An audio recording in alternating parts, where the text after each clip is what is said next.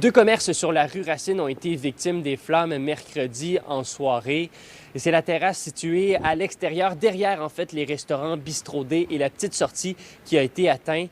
C'est grâce à la vigilance d'un passant sur la rue Racine que les services incendies de Chicoutimi ont pu rapidement intervenir. Fait qu'il y a quelqu'un qui a vu la boucane en arrière, puis ça sentait. Déjà, nous autres, on avait trouvé que ça sentait.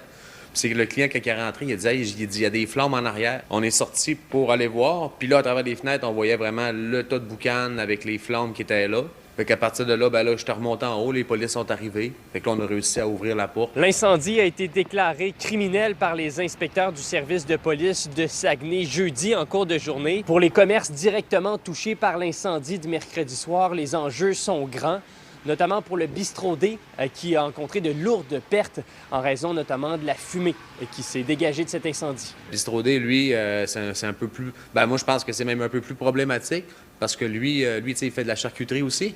Et il y a de la fumée qui est rentrée dans sa salle de C1. Fait que tout au complet, toutes les charcuteries qu'il y avait là-dedans qui étaient en préparation, en séchage, ça va tout aux poubelles. Parce que, tu sais, c'était en contact avec une boucane qui est non saine, de produits chimiques, mettons. Fait que lui, il est obligé de fermer. Malgré tout, les pompiers ont pu rapidement intervenir et contenir le feu uniquement à l'extérieur des bâtiments, au grand plaisir de tous. Moi, hier en plus, j'avais un événement privé. Le restaurant était complet, les 3 étages. J'avais 110 personnes ici dans la bâtisse.